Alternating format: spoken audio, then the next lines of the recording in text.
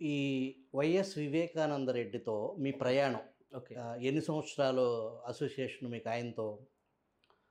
వివేకానంద రెడ్డి గారితో 2015లో నేను ఫస్టు తోటకు సంబంధించి ఒక క్యాంపు డ్రైవర్గా నేను పోవడం జరిగింది. అయితే కూడా దాని తర్వాత ఆయనకు కొన్ని కారణాల వల్ల డ్రైవర్ను తొలగించడం జరిగింది. దాని ప్లేస్లో నేను పోవడం జరిగింది సార్. 2016 ఎండింగ్ అనుకుంటా. వివేకానంద రెడ్డి మనస్తత్వం అంటే ఆయన దగ్గరగా డ్రైవర్ అంటే ఆల్మోస్ట్ ఆయన మాట్లాడే ఫోన్ కాల్స్ కానీ, ఆయన వ్యవహార శైలి కానీ, ఆయనలో సుగుణాలు కానీ, లేదంటే ఇంకా వేరే అవలక్షణాలు కానీ, వీటన్నిటినీ జనరల్గా ఇంట్లో పని వాళ్ళకి కానీ డ్రైవర్లకు కానీ అన్నీ తెలుస్తాయి సాధారణంగా. అవును. ఆయన గురించి, ఆయన వ్యక్తిత్వం గురించి, ఆయన అలవాట్ల గురించి చెప్పండి. అంటే సార్, ఆయన వ్యక్తిత్వం ఎలాంటిదంటే, ఒక చిన్న పిల్లవాడు ఇంటి దగ్గరికి వచ్చినా కూడా ఆయన పూర్తి స్థాయిలో స్పందించి అతన్ని వెంట పెట్టుకొని కారులో పెట్టుకొని పోయి అతనికి న్యాయం చేసేంత వరకు వదలని వ్యక్తి నేను చూసిన దాంట్లో. ఇంకా అలవాట్లు అంటారా, అలవాట్ల విషయం గురించి వాస్తవంగా అయితే ఈ ఫేక్ ఛానల్స్ ఇవన్నీ కూడా ఆయన్ను క్యారెక్టర్ అసాసినేషన్ చేస్తూ ఉంటాయి. అదైతే వాస్తవం కాదు. వాస్తవంగా అయితే ఆయన రెండో పెళ్లి చేసుకోవడం వాస్తవము, ఆయన పెట్టుకోవడం కుటుంబం పెట్టుకోవడం వాస్తవము. కానీ అది వ్యక్తిగతంగా వీళ్ళు దెబ్బతీయాలనే కాన్సెప్ట్ మీద ఆ వీడియోను కూడా రిలీజ్ చేస్తూ ఉన్నారు. కానీ అదైతే వాస్తవంగా అయితే అది దానికి సంబంధించింది, కేసుకు సంబంధించింది అసలు కాదు. అది వరకు వీళ్ళను వ్యక్తిగతంగా వీళ్ళను మనసు కించపరిచే విధంగా అందరూ కూడా ఆ విధంగా చేస్తూ ఉండాలనేది నా ఆలోచన.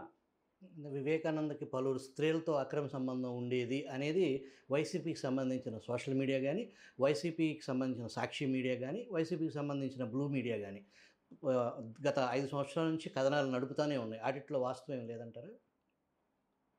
కాదండి, ఇప్పుడు నేను చెప్తా వినండి. వైసీపీ అనే పార్టీనే ఫేక్ పార్టీ, ఫేక్గా క్రియేట్ చేసిన మేనిఫెస్టో కానీ, ప్రజలకు ఇచ్చిన భరోసా కానీ ఏదైనా కూడా ఫేక్. ఇది 100% నేను చెప్పగలుగుతా. ఎందుకంటే ఇప్పుడు మనందరికీ అందించే పోలీస్ వ్యవస్థ గురించే మనం మాట్లాడదాం.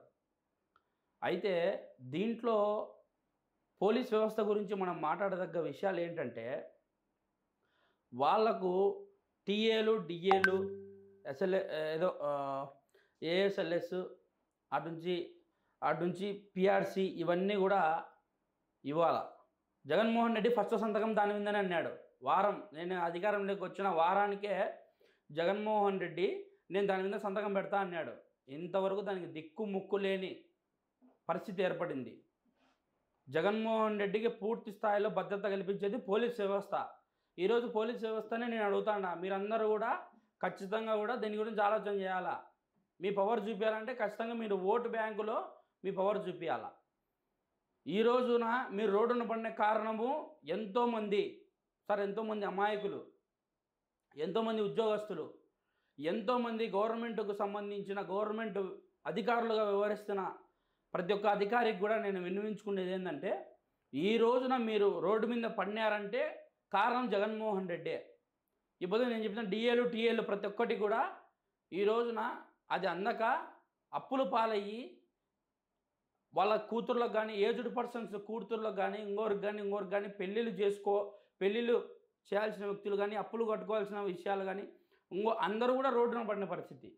ఈ రోజున ప్రతి ఒక్కరు రోడ్డున పడినారంటే దానికి కారణం జగన్మోహన్ రెడ్డే. ఈ పొద్దు మనం ప్రజల గురించి పక్కన పెడితే ప్రజలకు రక్షణ కల్పించే వ్యవస్థనే ఈరోజు రోడ్డుకి ఇచ్చిన జగన్మోహన్ రెడ్డి రేపొద్దున ప్రజలకు ఏం న్యాయం చేస్తారనేది నేను క్వశ్చన్ చేస్తూ ఉంటా.